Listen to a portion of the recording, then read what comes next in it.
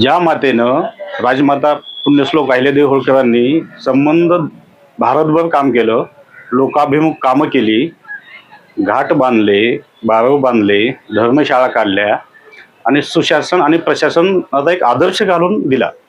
त्या मातेच्या नावाने 31 मे ला त्यांची जयंती असते आणि आता सध्या 30 शताब्दी वर्ष चालू आहे. त्यानिमित्तानं महिला व बाल विकास विभागाचा GR आहे की प्रत्येक गावामध्ये, प्रत्येक कार्यालय, शासकीय आणि निमशासकीय कार्यालयामध्ये पुण्यश्लोक अहिल्यादेवी होळकरांची जयंती साजरी झाली पाहिजे. आणि गाव पातळीवर गावामध्ये जे कर्तृत्ववान महिला आहेत त्या महिलांना पुण्यश्लोक अहिल्यादेवी होळकर यांच्या नावाने एक पुरस्कार देण्याचा एक GR काढलेला आहे 9 मे 2023 रोजी.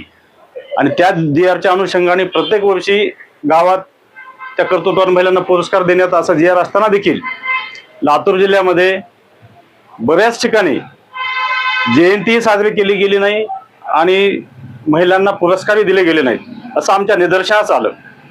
म्हणून आम्ही आज कलेक्टर ऑफिसला, माननीय कलेक्टरला आपण निवेदन दिलं की संबंधित विभागात त्यांची चौकशी होऊन कोणी कोणी जयंती साजरी केली नाही व पुरस्कार दिला नाही त्या संबंधित ग्रामपंचायत आणि ग्रामसेवकावर कडक कारवाई झाली पाहिजे.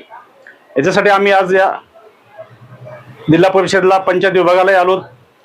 काल आम्ही BDOना पण लातूर पंचायत समितीला निवेदन दिलेले, CO ला पण निवेदन दिलेले.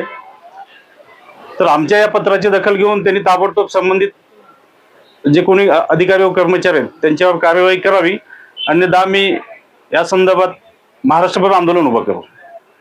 आचारसंहिता आहे असं तुम्हाला सांगितलं, कशाची आचारसंहिता आहे, का बरं त्याने? नाही, आचारसंहिता असेल तर शासनाचा GR आहे ना की तुम्ही पुरस्कार 31 मे ला द्या म्हणून पुण्यश्लोक अहिल्यादेवी होळकरांच्या जयंतीच्या दिवशी. शासनाचा ऑलरेडी GR असताना आचारसंहितेचे भंग होण्याचं काही कारणच नाही ना. आणि जे कोणी कर्तृत्ववान महिला आहेत सामाजिक क्षेत्रात ज्यांचं काम आहे समाजामध्ये, त्यांना पुरस्कार देण्याच्या संदर्भात मला वाटत नाही की कुठल्या GRचा किंवा कुठंतरी आचारसंहितेचा भंग केला जाईल.